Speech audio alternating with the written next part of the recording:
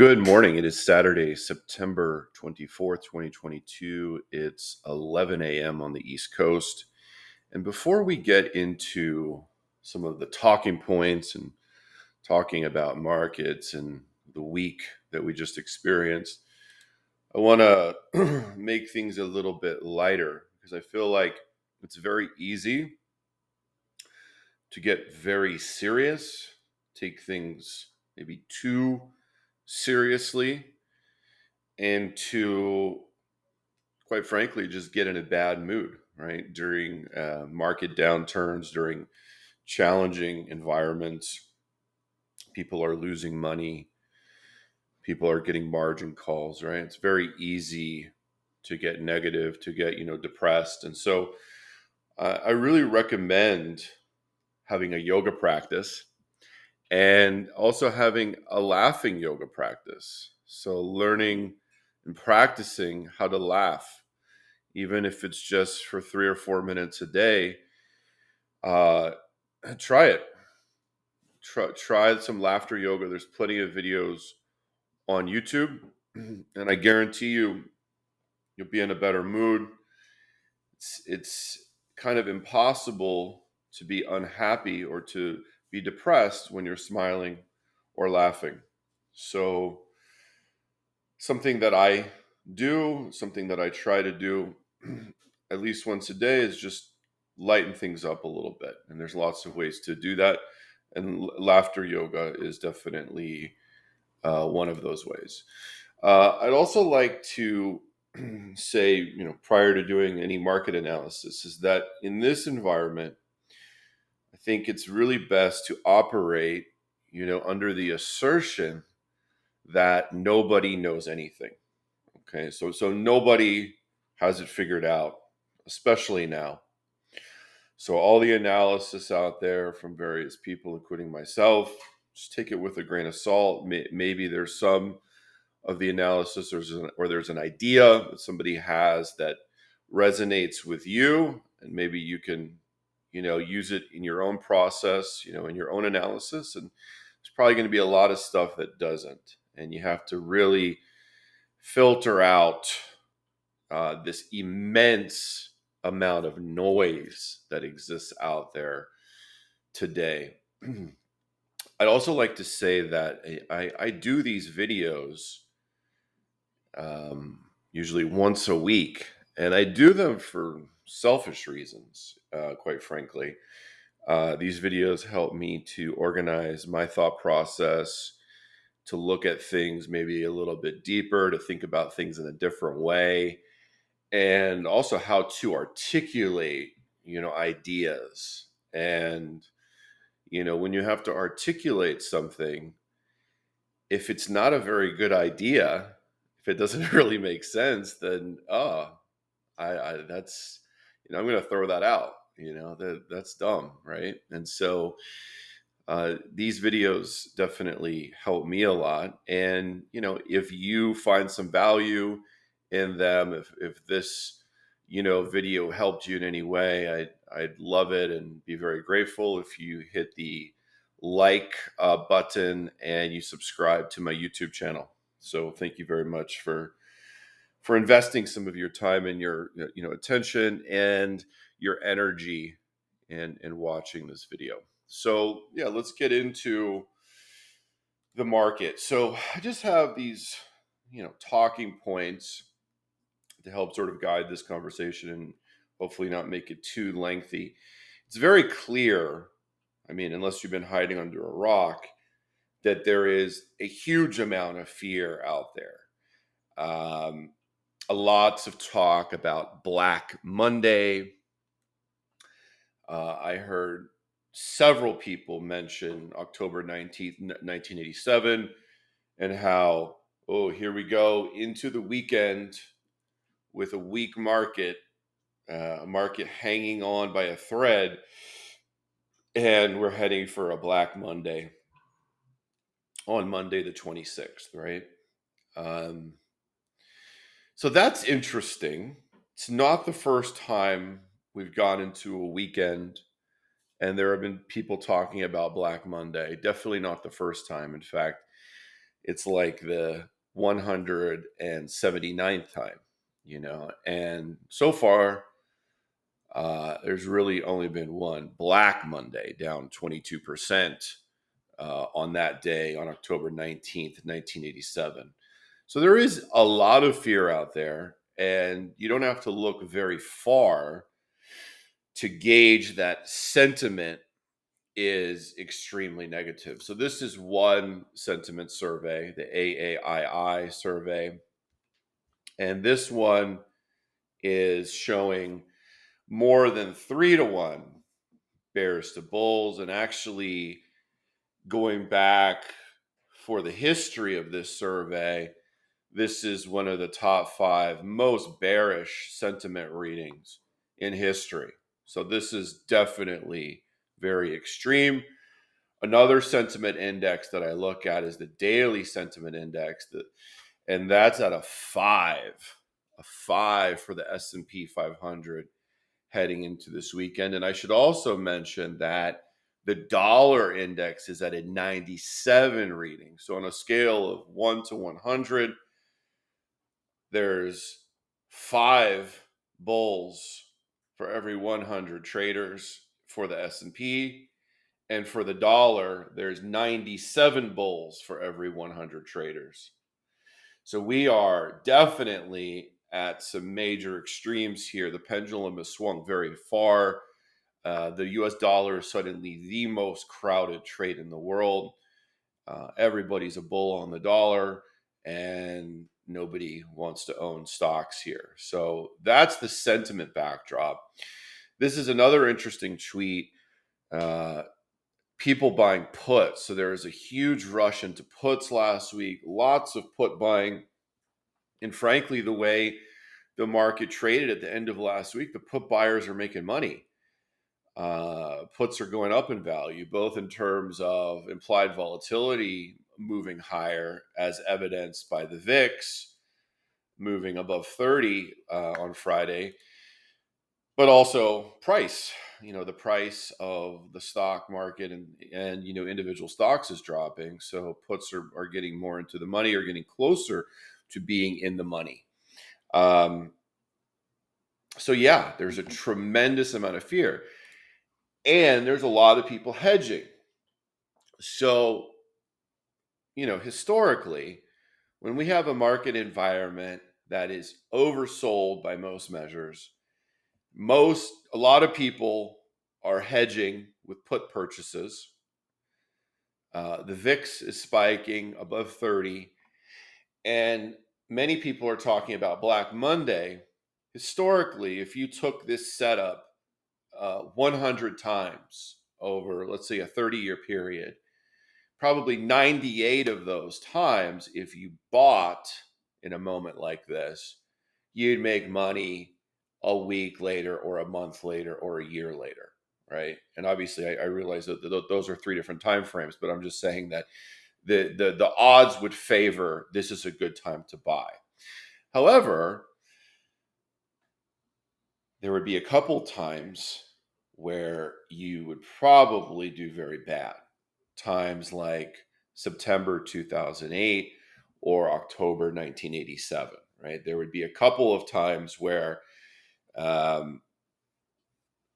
things are oversold, people are bearish, people are buying puts, the sentiment surveys are extremely negative, and then another shoe drops and the bottom falls out, so to speak, right? And there's another leg lower, right? There's a plunge that's catalyzed by a major event like a Lehman Brothers failure, right?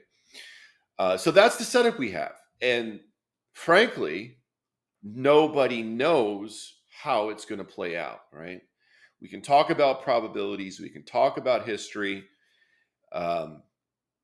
Lots of people citing over and over again that it's time to buy, sentiment is bearish, but they've been saying that maybe for 2 weeks or 3 weeks, or maybe they've been even saying that for 2 years. There's lots of different views out there, right? But the reality is that this situation right now, this weekend, is very uncertain. And the way I see it is that there's probably not going to be a path forward that is not extremely volatile, that doesn't either far exceed most people's, expectations, or you know, a a scenario that is extremely negative, right? That actually is maybe worse than a lot of people even feared, right? I feel like there's no, middle road. It's either going to be much better, Q3 final weekend, rebalancing rally, corporate buybacks come in, something positive happens from a macro standpoint, and shorts cover and stocks rally into the end of the week, right? That's one possibility. The other possibility is that we're just not oversold enough yet. And there needs to be more panic, more fear, more capitulation. And we're going to go lower here at the end of the quarter as funds just show up and sell. Just people want out, right? Doesn't feel like there's a middle road here. It feels like there's going to be either one extreme or the other extreme. So yeah, a lot of put buying, a lot of negativity, a lot of short positions out there. Yep, it's all here, right? VIX spiked above 32 at the high. So the VIX is um, a measure of the implied volatility in S&P 500 options. So it's basically, you can do a little mathematical calculation and gauge through the value of the VIX what the market is currently pricing in terms of volatility for the S&P over the next 30 days.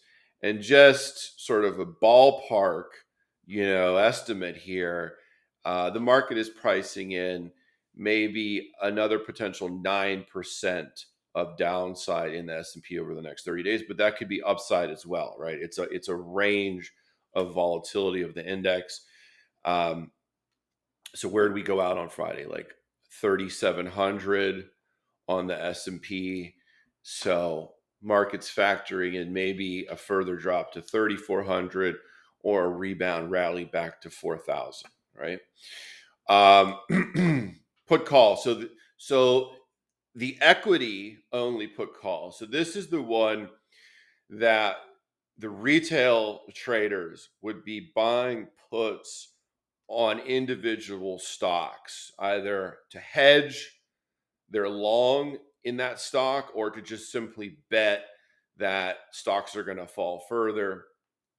This is very rare to see this put call ratio go above 1. You can see on this chart, it's a breakout. But if I zoom it out, let's go 5 years. The only times in the last 5 years that it was higher than today were at the very end of 2018. This is the famous Powell pivot, the first Powell pivot, when the market was concerned the Fed was going to hike another quarter point in early 2019. And then Powell pivoted, no rate hike. And not only was there no rate hike in early 2019, they actually cut rates in mid 2019. So that was the famous Powell pivot. And that's sort of why so many people in the last month or so have been talking about another Powell pivot, because he has a history of it, pivoting to the dovish side based upon this episode here. And then the March 2020 COVID crash, which obviously we know about that. If you're talking about extreme fear, extreme emotion in the market, there is really no better example than mid-March 2020, because that was a very uncertain moment. Nobody knew exactly what was happening or how things would play out. The Fed had not yet come in to sort of backstop everything. And yeah, that was a crash. That was a textbook market crash. You could see that this put call ratio spiked up above 1.25, right? So that was a very extreme market episode. And as it proved to be, that was a tremendous buying opportunity if you had the guts, if you had the balls to step in there and buy that panic. You did very well over the next few months, right? And pretty much everything. So here we are. This is the third most fearful moment based upon this put call measure in the last 5 years. And that kind of really goes along with, what I'm saying here is that it feels like there's extreme negativity, a lot of hedging, a lot of betting on doom. That would typically lend itself to a favorable time to raise your market exposure to buy. But also, it's very unclear what would possibly be the catalyst to cause a rally, in this situation, right? Um, and that's what happens. It's never clear, right? And that's where that saying comes, when it's the time to buy, you won't want to. And that, wow, right now I don't want to buy, and I don't know anybody else that wants to buy. And so maybe when it's the time to buy, you won't want to. But then I go back to the first thing I said: nobody knows anything right now, and nobody knows how this is going to play out exactly, right? So let's take a look at what happened last week. I'm not going to give an opinion on anything in these charts. I'm just going to state what happened. I mean, we are seeing an FX crisis. The moves in Forex and in interest rates last week are characteristic of stuff is starting to break. Okay. This is the British pound, the GBP. So this is a very important world currency. Obviously, the UK has been on the way down in terms of its importance in the world and the size of its economy, the strength of its economy for many decades. But the reality is that it's still a big economy and an important currency. I'm not going to talk about any of the fundamentals behind this. I mean, obviously, there were some tax cuts occurring, rate hikes by the Bank of England. There's very high inflation.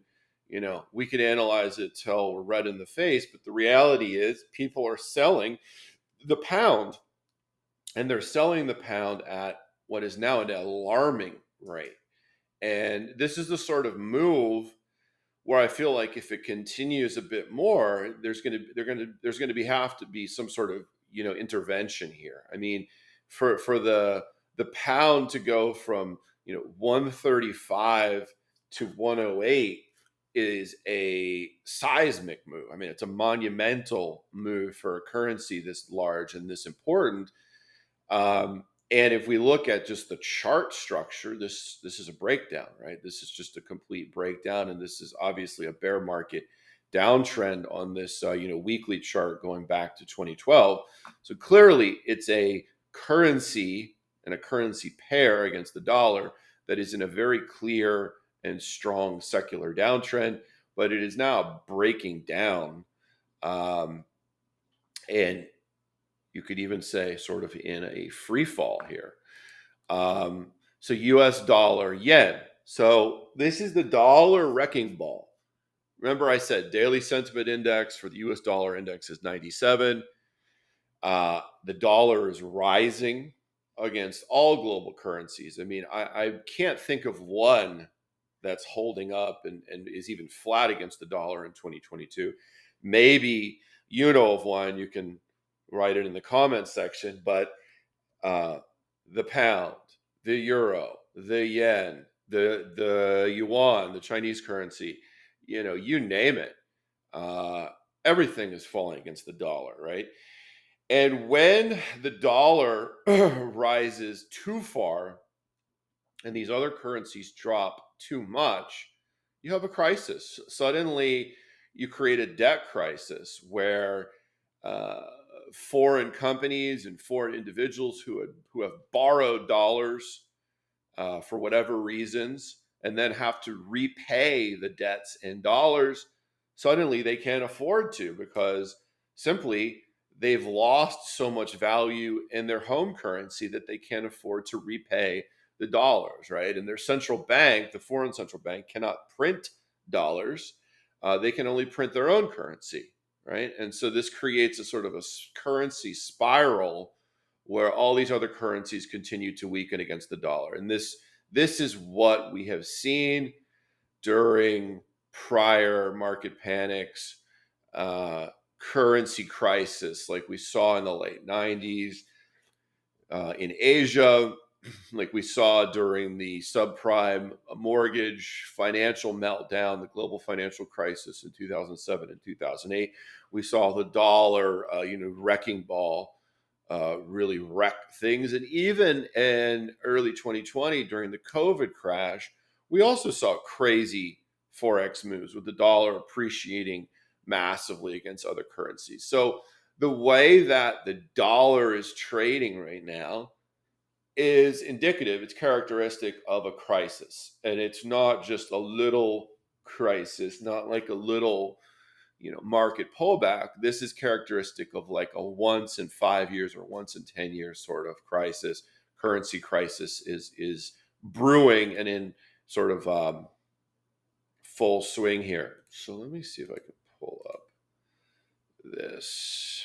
The doom loop. Okay. So this is the doom loop. I did not make this. I borrowed this from somebody on Twitter. It's a very good little diagram, though.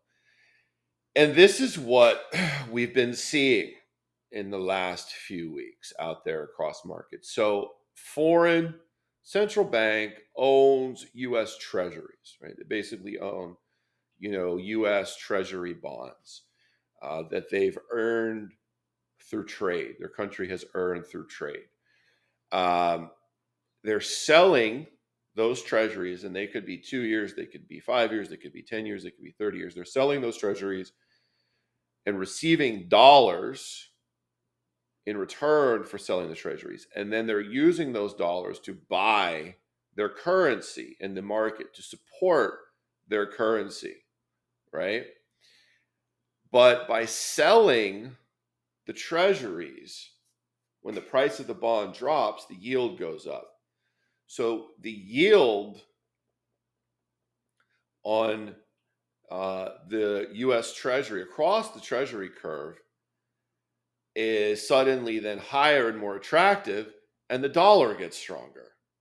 Okay, this is kind of a weird circular loop here, but this is what's happening. So they're selling treasuries to support their home currency. Let's say the Bank of Japan is selling treasuries, getting the dollars, buying yen, but then the yield on U.S. treasuries is going up. Then the dollar is strengthening because the yield of the currency is strengthening against the euro, the pound, and then their currency gets even weaker. So they're selling treasuries to try to support their currency, but it's entering this doom loop where it's actually causing their currency to weaken further. And so at the end of the day, the intervention by these foreign central banks is kind of like pissing against the wind. And there's no place where it's more acute and more clear than the yen. I have no idea how this is going to play out. This is way above my pay grade, and I don't have a crystal ball. But based upon my experience and what I see out there, this does not look like a good situation with Japanese government bond yields and the yen. It seems like this is a crisis that is brewing here. I have no idea how it's going to play out, but I feel like there's got to be some currency intervention coming in some way. And most likely, that currency intervention will prove to not be very effective in the long run, but it could definitely cause a lot of market volatility and a lot of chaos in the short term. So this is the ZB. So this is 30-year Treasury futures. This is a market that I trade on a regular basis. Um, One of the main themes of 2022, aside from the dollar, wrecking ball and this dollar strength, is the drop, the bear market in bonds and the rise in yields, right? We have that inverse, relationship where bond price falls, the yield goes up, vice versa. So in 2022, bond prices have been tanking. It's been a clear bond bear market, and yields have been rising. And in turn, when the yields are rising, the dollar is strengthening, and then the valuation of risk assets like stocks falls. And even we've seen gold and silver, and even now oil and copper are rolling over, right? So when the dollar uh, gets too strong and it's strengthening in a rising yields environment, it tends to weigh on all other asset classes. So everything else drops in nominal value as real yields rise and the currency, the US dollar strengthens. So this is a very significant moment on the ZB chart, because if we look to the left, we're at the December 2013 lows here on the 30-year Treasury bond. So, this is a more than 8-year low in price, high in yield. And if we think back to what was happening here at the end of 2013, right? So this was when we were having the so-called taper tantrum, right? There was the tapering going on, and the market had a tantrum, and the Fed relented. And then look at what bonds did, right? And so it feels like we are coming up to a major moment, and we have no idea how things are going to play out, what the Fed or markets are going to do. But it definitely feels like the tension and the energy is building, right? And so as it builds further, the tension builds further, something is going to cause it to be unleashed, right? Um, so there we go. Treasury bonds, US dollar. So this is the daily chart of the US dollar. And quite frankly, it's just beginning sort of a parabolic slope. I wouldn't call this chart parabolic yet. In fact, throughout early September, it's spent a lot of time sort of going sideways. So it's built up a little bit more pent up energy for the upside, but it is turning parabolic. And so this could go on for another day. It could go on for another week. It might even go on for longer than a week. But this feels like this is the final thrust in this bull market. And with the daily sentiment index at 97 and things breaking with the GBP and the JPY and other smaller currencies, it feels like we're coming up to sort of the culmination of this dollar move. But this is not a market that you'd want to try to just short, because look at how powerful this uptrend is. It's been steamrolling shorts throughout all of 2022. But sentiment is extremely extended. This is a very crowded trade, and it's just beginning to take a parabolic slope, which usually means it's in the final stage of a blow off. The 2-year US Treasury. So let me go back to my talking points here. Yeah, so we're at this point here. The dollar's last hurrah. Yeah, and if you think about what is going on out there across the world is splitting between West and East, right? And sort of the focal point of that is what's going on in Ukraine. But definitely, China and Russia and many other countries do not like the fact that the U.S. dollar is the reserve currency. They don't like the U.S. to be the dominant player, on the planet. And there's a lot of forces that are moving against the dollar and moving away from the dollar. And it sort of feels like to me, this is a much longer term comment I'm making, but it sort of feels to me like this could be the dollar's last gasp rally. This is like the culminating bull market where it stops out and crushes all the dollar bears, all the shorts, even all the gold bugs, and then at some point in the next several months, it will put in a final last gasp top, and it will enter a much bigger bear market. This is sort of a very long-term view that I have that has no relevance to trading markets next week or even next month. But it's just sort of a big picture view that this feels like the dollar's last gasp rally, and the fact that we have such extreme sentiment, it's the most crowded trade on the planet right now, I think lends some weight to that idea. So moving on to sort of Fed monetary policy, the 2-year yield is basically what leads the Fed. So basically the Fed is following the 2-year higher with its rate hikes. Indefinitely the Fed takes signals from the market. So we need to watch this closely. And right now, it's saying the Fed has to hike at least another 100 basis points. We're at 3.25 now, so we're going to go to 4.25 according to what the market is signaling to the Fed. What will be interesting, and this is something that we really want to watch for over the coming months, is a situation where the Fed is still saying that they're hiking, they're going to hike further, and the 2-year yield starts dropping.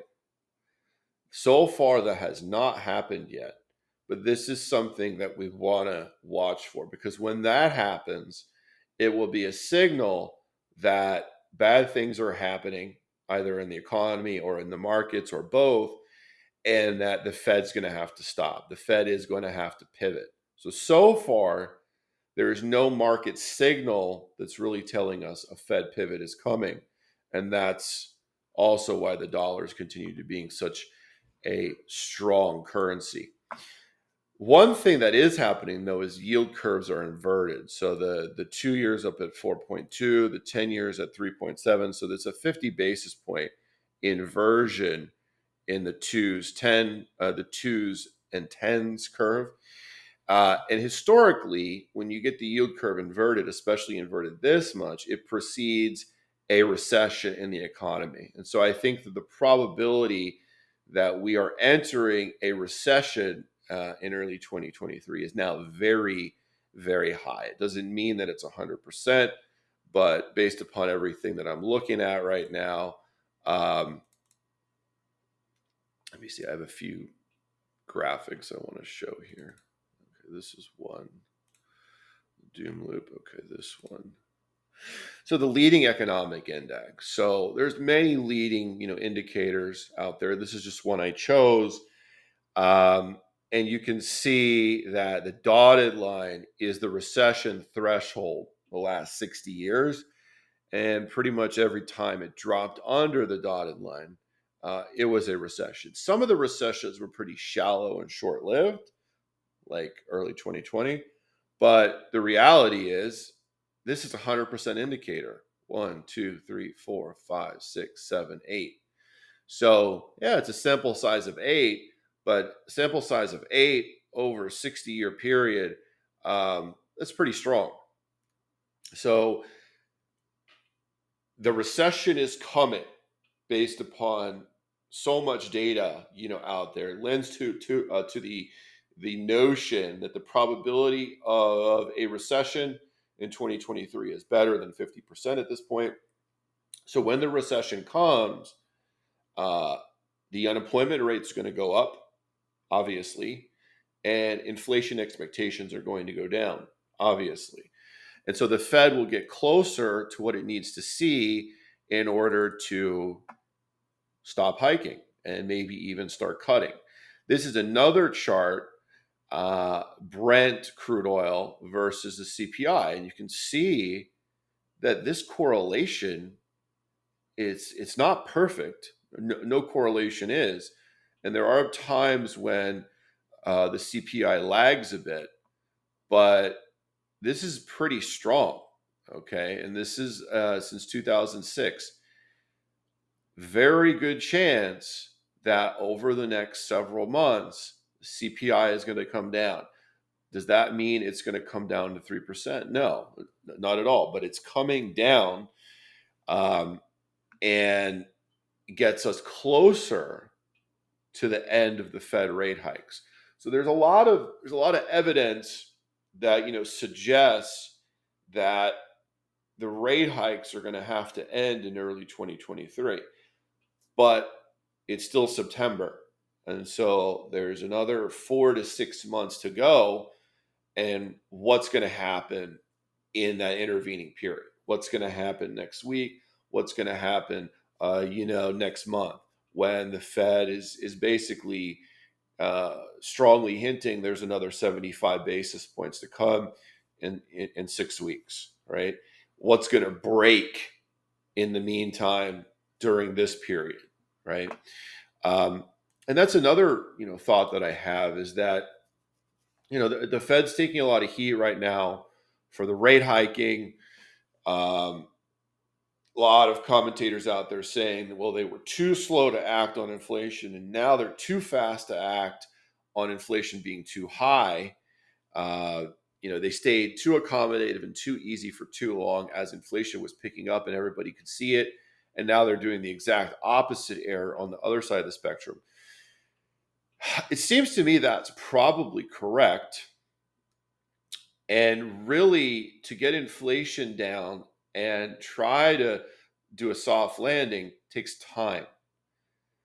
And maybe the Fed feels that time is not on its side and it needs to at least get the Fed funds into, restrictive territory.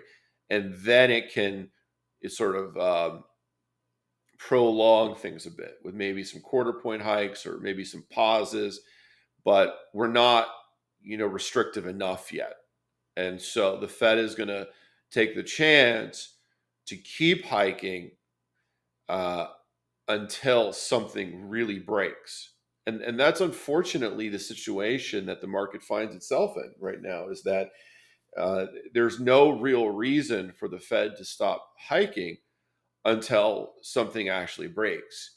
And even though there's definitely pain out there, nothing has fully broken yet. The market is still functioning.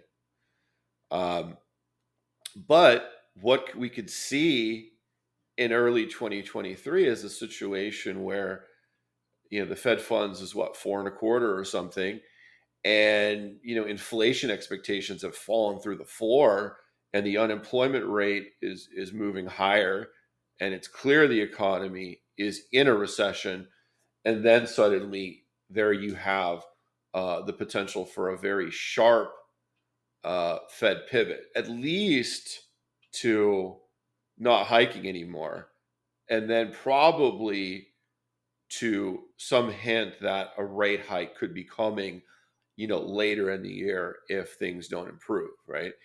But right now, that's not even worth really pondering that much. Okay, they're still hiking, and even though there are storm clouds all over the place, uh, nothing has broken yet. So let's talk about the stock market after all of this FX and yields conversation. So I turned to Barron's today, and after going through my FX charts, my yields charts, looking at the overall market structure, and Barron's is talking about investing in healthcare. So from a contrarian standpoint, this issue of Barron's is definitely not a positive thing for stock market bulls because it seems very complacent considering the backdrop this weekend. And maybe they just had this healthcare article ready to go for the last month, and they just had to get it out there. But it seems pretty complacent. And while I agree that healthcare is probably a great sector to look at and to invest in long term, in the near term, from a sentiment standpoint, this is characteristic of complacency. Um, Big picture market structure. This is pretty clearly a bear flag, bear market rally we had during the summer, and now we're breaking down from that. This is a weekly chart. So, Captain Obvious support on the SPY is 360, which is basically about 3640 on the S&P was the June low. That's very clearly the next level of support.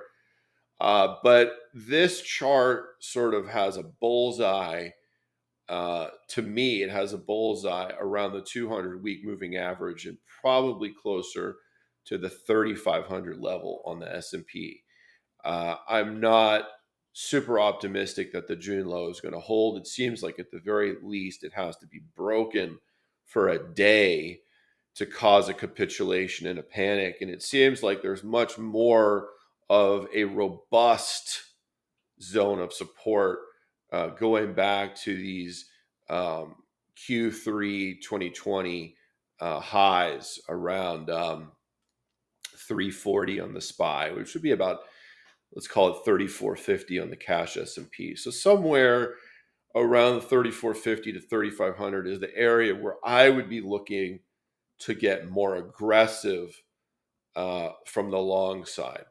Where we are at right now on multiple time frames, heading into next week, doesn't inspire a lot of confidence. Even the little buying that we saw at the end of session on Friday, it just seemed to me like a little closing stick save, but nothing terribly inspiring, quite frankly.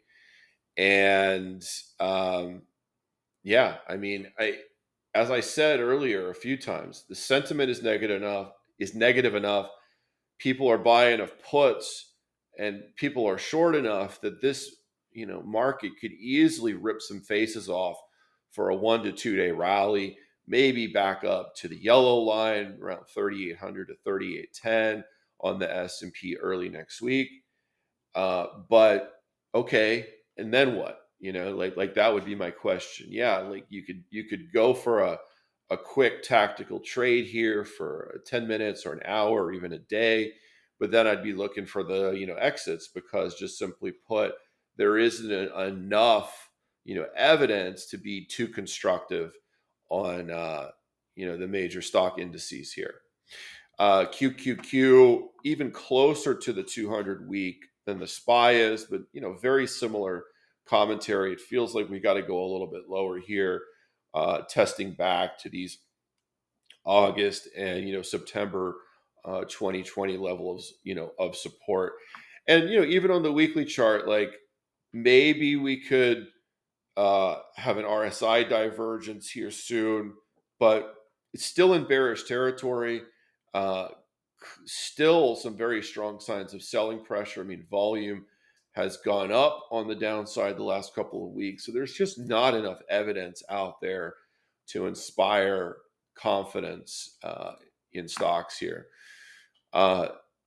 One thing we could say is, well, Tesla and Netflix or Meta are not making new lows, right? There's a lot of NASDAQ 100 stocks like Tesla that are not making new lows and actually quite above their May or June lows. So you could look at that from one perspective and say, well, that's relative strength, and these are the market leaders.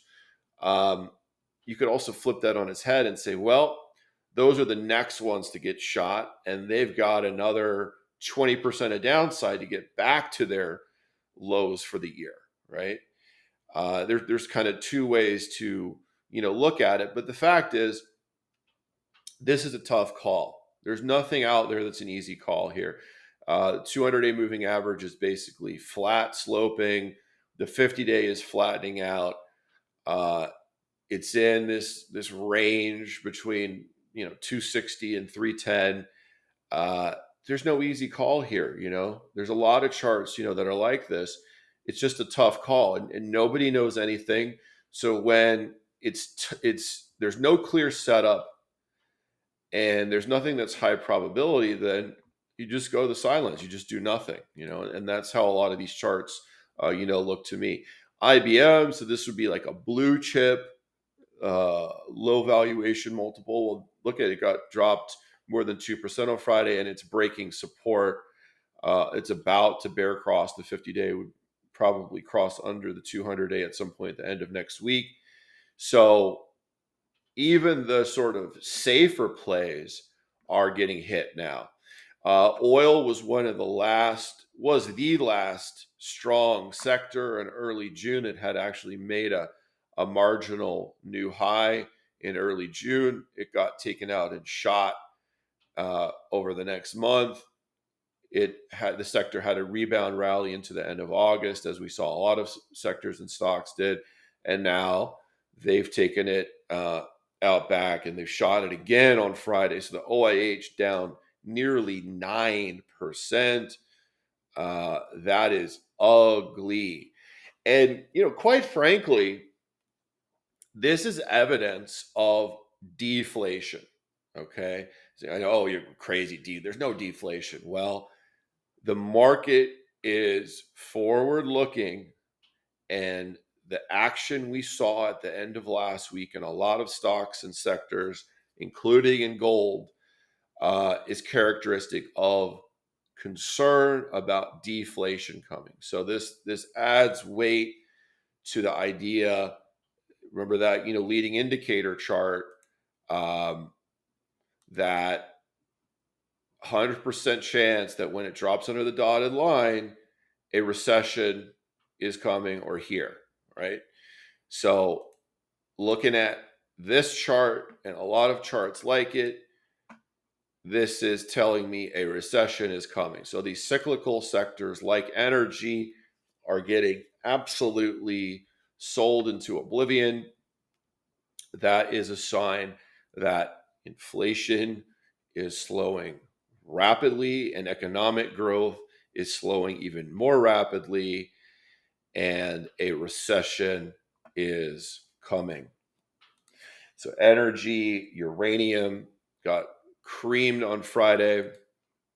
And then I pulled up this MicroStrategy chart because I think it's so interesting, because every single cycle of the market is evident here on this 3-year daily chart. You have the accumulation process throughout 2020.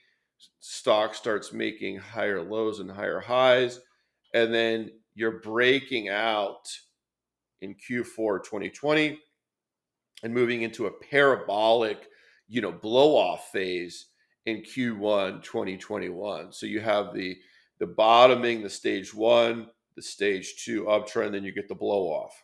And it all happened here in 1 year.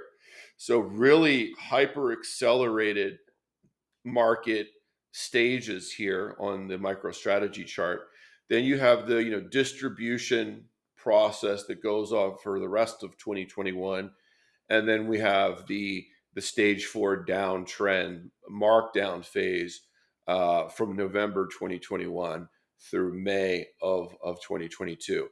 And now, you could make a case for, well, this is the stage 1 bottoming process, but this is a very messy bottoming process, and it's likely to go on for many, many more months. And there's definitely no evidence that, this is bottomed yet.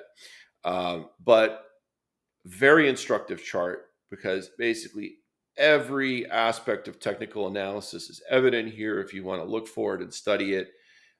Very instructive chart, and it just goes to show you just how extreme the market environment of early 2021 was, and so we had some major sentiment extremes of risk taking, embracing incredible, unprecedented levels of risk across markets. And there's a lot of greed. There's a tremendous amount of greed during this time. And so now, from a bigger picture perspective, the pendulum has swung. It's swinging from the extreme greed and risk taking of 2021 to fear. And a lot of market participants are now not thinking of how much can I make?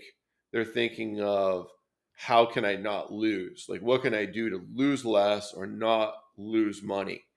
And so this is a risk aversion, fear, flight to safety stage or phase of the market that we are in currently. Um, Gold oil ratio chart. So this is interesting because this is about to golden cross. So the 50 days about to cross over the 200. And this would add even more weight, more evidence to the idea that we're in a risk aversion, fear phase, because now gold is rising relative to oil, or oil is falling more rapidly than gold is falling, right? Is falling. So the dollar is wrecking everything, but some things are falling faster than others, right? And you could even make a case, well, this is like a major, 6 or 8 month bottom, and it's breaking out from that bottom. Yeah, you could make a case for that. I would focus more on just the trend. The trend is up. Gold is appreciating in value relative to oil, and that would be characteristic of a deflationary, slowing growth, weakening, recessionary sort of economic environment. And I believe that's what we're in, and what we're entering. Uh, just gold in U.S. dollar terms, just looking at this chart, throw away all my biases, my gold bull long-term bias. Technically speaking, this isn't pretty. You could say that, well, that's a double top and it's breaking support, and it's breaking the 200-week, moving average. And I know a lot of people are going to say, oh, well, that's a contrarian sign. It's time to buy. And the fact that you're saying it's breaking support, that means that you're dumb, and there's going to be a bear trap here. Just stop. Just stop. Just look at what's in front of you. Try not to be too clever and outsmart yourself. Just look at what's happening. It's breaking support. Okay, that's not pretty. And I really didn't think gold would fall much under 1700 or 1650. Well, I guess it hasn't yet, but doesn't look good. Uh, Obviously sentiment is very bearish. The daily sentiment index on gold got to 7 like a week or so ago. I think it's at 13 right now. So not ultra extreme, but certainly very negative. And certainly this is an environment where you could have a short covering rally at any time. But just simply looking at this weekly chart, so this is not a day trading call. I'm not sure what gold's going to do on Monday. Just the weekly chart, this is not a pretty picture. And this is like a market that could easily drop another $50 or $100 an ounce over the next several weeks. And I'm saying that as a long-term gold bull, just because I am a chartist and I look at technicals. And if this was a chart of anything, it doesn't matter what it is, I would say, that's not great that it's breaking long-term support and it's breaking this long-term trend, right? But who knows? Anything could happen in the short term, and there are a lot of people bearish on a lot of asset classes, including gold right now. So could get a short covering bounce in the near term, but bigger picture, the fact that it is breaking the support level that it has tested multiple times in the last 18 months is definitely not a positive technical factor. There's no way to really spin that positive. Silver is a small bright spot, and it actually did put in a double bottom on September 1st at 1740, and it rallied more than 10%. Actually, it rallied 15%. So silver had a good short squeeze there in early September. It's cooled off since, but it's still holding well above that 1740 low. And this is something to make note of, because, like, what is silver telling us here? I'm not sure, because there's a lot of evidence with especially with the dollar strength, that would tell us, well, to expect silver to make new lows. So the fact that it's not is interesting. And there's some theories out there about, supply from European refiners and smelters is coming offline because of the energy crisis. Maybe that is it. There's just, some supply that's come offline and causing buyers to pay up a bit. Maybe that's it. I don't know, but I do make note of it. This is the gold daily chart. So just like, we're looking at the weekly, whoa, the daily is a very, very clear downtrend. There's no way to, mistake that. But it has been going down for 6 months. And there will be counter trend rallies during downtrends, just like there was in May, just like there was during the summer. Seems like we're due for one pretty soon here. But as I said, the downtrend on the daily time frame is very clear. Freeport McMoran. So,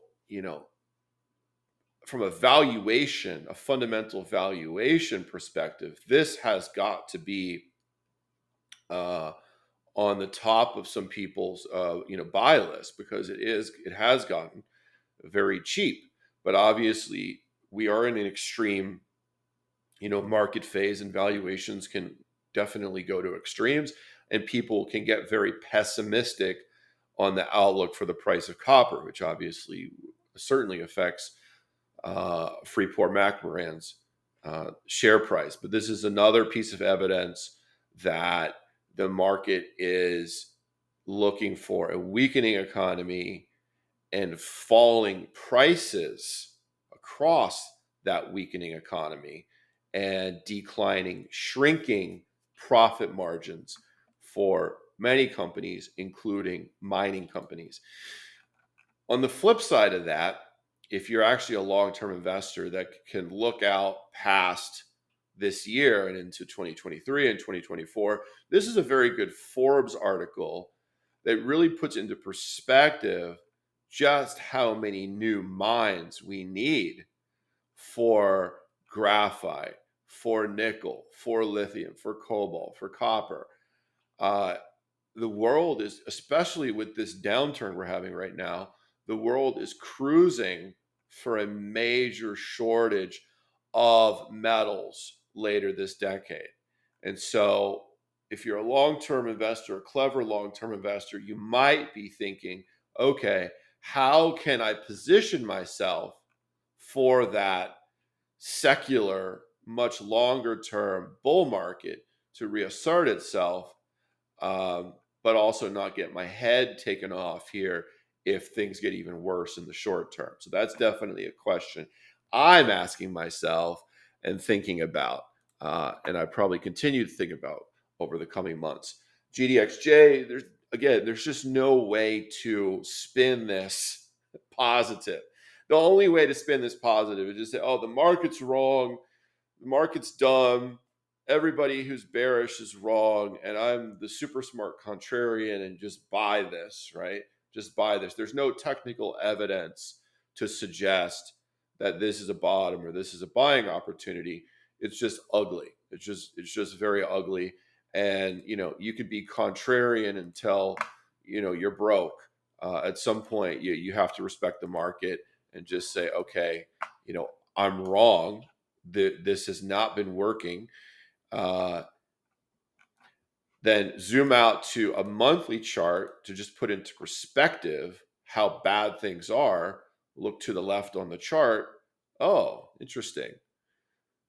March, April 2020 and 2018 bear market lows. So, yes, the trend in 2022 is absolutely awful. Gold miners have sucked horribly this year. Then look at the long term. We are at or very near major support levels. Major support levels. So get clear on your time frames. It's very important to be clear on your time frames. From a short-term 1 day or 2 day perspective, there's no evidence that gold miners are bottoming or could be bottoming. But then look bigger picture from a longer term perspective. So I'm thinking about months here. I'm not thinking about days or weeks. There's no call that the bottom is in, but longer term, if one has a time frame of 12 months or more and willing to withstand a 20 to 30% further drawdown, then this is very interesting here for the GDXJ. This is a very interesting uh, area of potential long-term support on the monthly and weekly charts. And to put it into perspective, just how bad things are, remember March 2020. Uh, the GDXJ closed March 2020 around 27, right where we are now. It felt like the world was ending then, right? We're right back to that price level.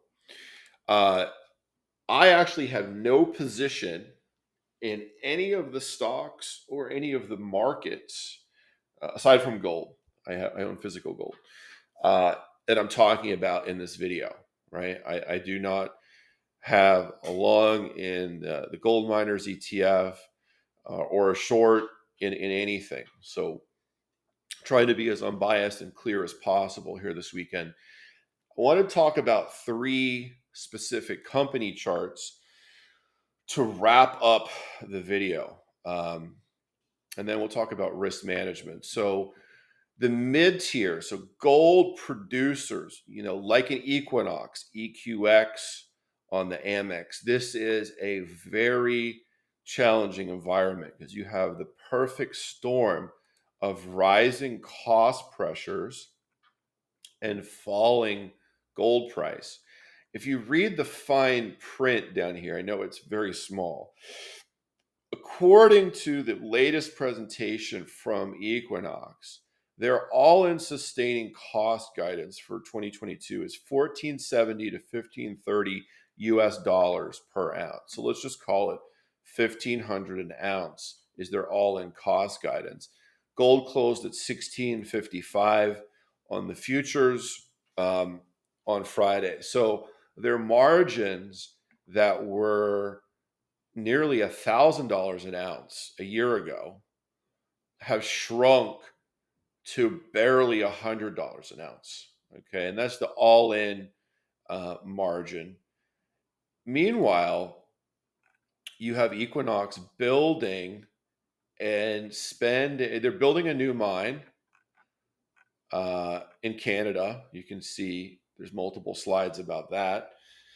$1.23 billion cost is the guidance that they've given.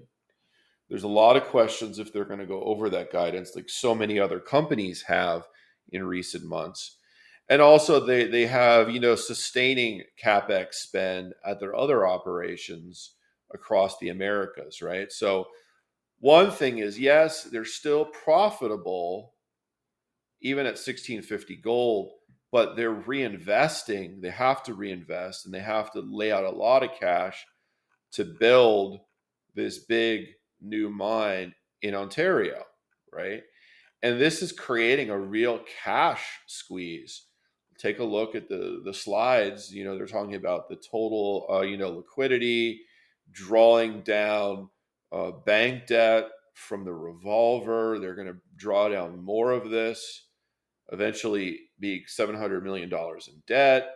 They might even draw down the accordion feature. They have investments in other companies. They might liquidate those. So this is a very challenging environment. And I just chose Equinox because I believe, the management team here speaks for itself. The quality of the company, including the quality of most of its assets, speaks for themselves. And look at the damage done. This is down 60% since April. And just like that chart of the GDXJ, well, there's no evidence of a bottom yet, right? It's a very nasty downtrend.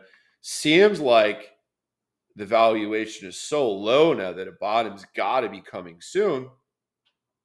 but maybe it needs to drop another 10% first. Who knows? And the fact that they are having to tap into debt is never a pretty situation, especially against the backdrop of margin compression, right? And this is throughout the industry. Now, okay, let's talk about one more bad news, and then talk about one potential good news.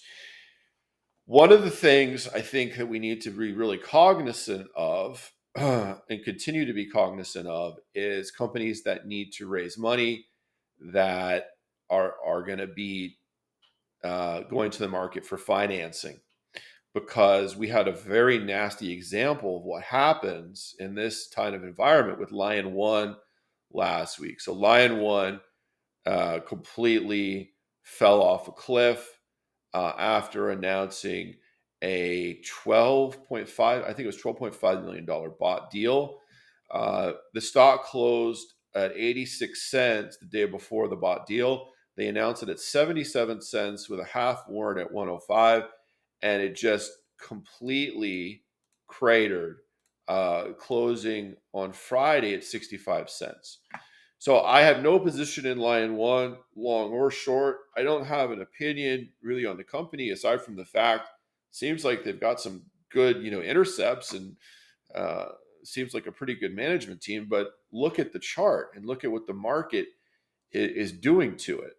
But just because they're being punished for going to the market to raise money, and the market's upset that they're doing it at this time, at this price, and sentiment is so negative that there aren't the sort of new buyers to come in and support it, and we're just seeing sort of a capitulation dump here of Lion One. So I think a lot of other companies are going to be looking at this and saying, "Uh-oh, I'm not I'm not coming to the market. I might just have to wait, just do whatever I have to do just to wait it out. But that's never a good situation either, because what happens if 2 or 3 months from now the conditions don't improve, right? So it's a very tricky situation, very tricky environment for company management teams in the junior mining sector to navigate. So as investors, you need to be cognizant of these sorts of things. And then, okay, so when do we buy and what do we buy? Sort of a good question to ask. I think you want to be looking at really high quality and compelling projects and compelling fundamental stories. So Talon Metals uh, just comes up, when I think about this. I have no position in it at this time. That could change anytime soon, but at this point in time, I have no position in it. And when I think about metals that the U.S. is absolutely going to have to need, and they're going to have to permit mines for this metal, it's got to be nickel. We need nickel. There's only one primary operating, nickel mine in the U.S. It's in Michigan, and it's going to run out of ore in 3 years, and it's a relatively small mine at that. Talon, probably at the top of the list for the next operating, nickel mine in the U.S. Yeah, their share structure isn't great, but it's the valuation and the market cap that matters, and the fact that they have an agreement with Tesla. They have an offtake agreement with Tesla, so that gives them validation. That gives them a huge stamp of approval. So, if I'm looking at juniors stocks that I'm going to be buying, if this market gets even worse and valuations get even lower, I think that Talon is going to be one of them, just because I think that their project, Tamarack, has to be permitted. I mean, if the U.S. doesn't permit that, then we're never going to have enough nickel. And the fact they have the Tesla stamp of approval, I think that's a huge validation. Um, and I want to be looking at companies like this, where the assets are of the highest quality, and they'll work even in a down cycle. And the metal that they're either exploring for or they're going to be mining is a critical one, where it's just like the world's going to need this. The EV revolution, the green energy revolution, the re-electrification of the grid. We're going to need these metals. So whether it's copper, nickel, or lithium, these are the areas that I want to look, and I want to be looking. I want to be acquiring companies with the highest quality assets, with management teams that also know how to manage during a tougher market environment. Okay, and an example of just how bad last week was and how bad this market is Talon put out really nice set of drill results. I mean, look at this headline: 23.44 meters, grading 6.04% nickel, 2.85% copper. I mean, this is just out of the world sort of intercept here. And Talon has a bunch of intercepts like that. And just look at the results they put out last week. I mean, for almost any other company, this is, like, these are game changers. But Talon, it's normal because the quality of Tamarack. This is a pretty big, super high grade deposit with nickel and copper. Yeah. So again, I have no position in any stock I mentioned in this video. Just sharing my thoughts on a Saturday afternoon.